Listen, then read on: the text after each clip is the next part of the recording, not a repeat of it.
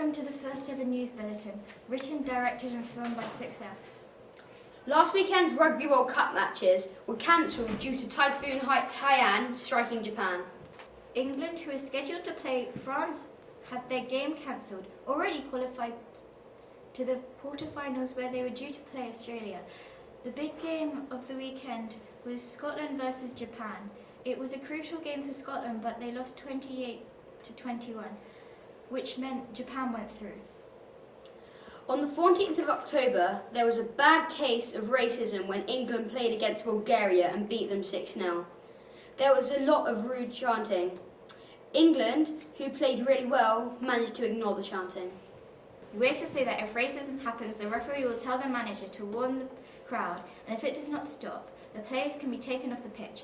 England's players insisted that they wish to carry on and complete the job, and they did, but the England manager said that there is no place for racism in sport. Now for a game of football closer to home. It's time to hear about the girls' football game.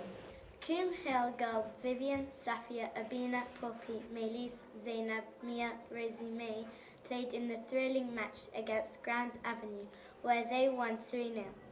Let's hear more from the girls. So Rosemary, tell me about the match. So we were playing against Grand Avenue and we won 3-0. They were really good at tackling and defending, but Vivian was a really good goalkeeper and saved all the goals. And we managed to get 3-0, which was really good. Melis, tell me more. So basically, as we won the first match, we're going to go into the quarterfinals, and if we win that match, Mr. Cholton said that we'll be able to go on a kind of like professional pitch and play the finals, and if we win that, that'll be really good. Thanks guys, back to the studio. As a result of their spectacular win, they are now in the quarterfinals against Surbiton. Now let's hear a special report about the protests in Hong Kong. Hello, Tin. Hello Harry. So, Tin, you've recently moved here from Hong Kong, is that right? Yes. Tell us more about the protests. The Hong Kong protest started 100 days ago. People are protesting because they do not believe the government are being fair to their citizens and creating unfair laws.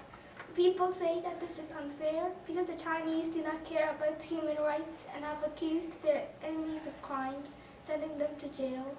Currently, there have been 8 deaths and over 2,000 injuries. So, Hong Kong used to belong to Britain, is that right? Yes. Hong Kong used to be a British colony until 1997, when Hong Kong was handed back to China. The Chinese promised Hong Kong that they would not affect their government for 50 years. Even though the 50 years is still not used up, the Chinese are forcing the government to sign legislations or laws against the people. Therefore, the people started protesting in June to stop China from exerting too much control over them. So, what have the police been doing? The protests are extremely dangerous and hazardous.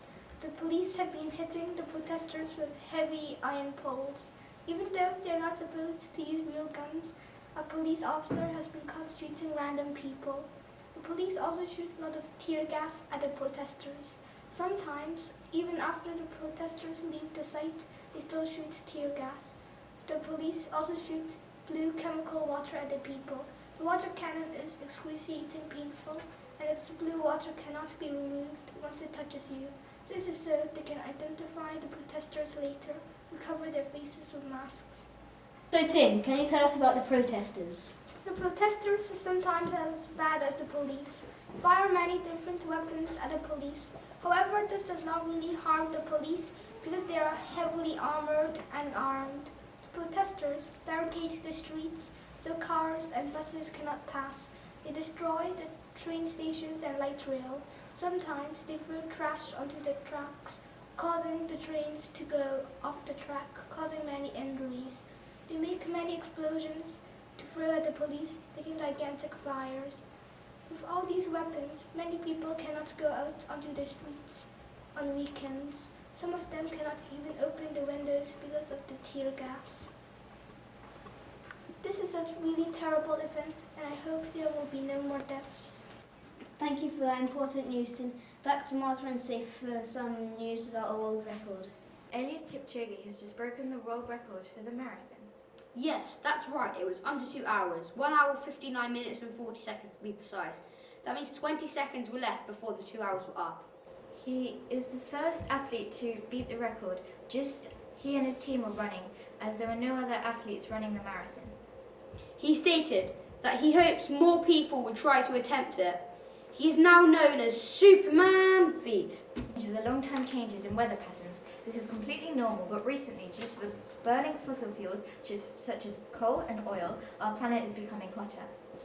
This is a big problem because the polar caps, which are north and south poles, are melting. If this continues, a third species could completely die and sea levels could rise, leaving some cities and islands underwater. The melting of the polar caps also means that the Earth cannot regulate the ocean's currents, which can cause extreme weather. In many countries, flooding, hurricanes and droughts are becoming increasingly common. To stop this devastating and catastrophic crisis, the Extinction Rebellion group have been protesting in central London to stop global warming. Okay. Now time for the weather forecast. Are you ready? Coombe News Network. Today it looks like it's raining. Pumpkins? Actually, no. It's been raining all week. But we do have a pumpkin party next week on Wednesday. You look a bit ill, Charlie. So do you! Are we both unwell? Yes! After that fright, now for some lighter news. The pumpkin party is coming to school on the 23rd on Wednesday next week.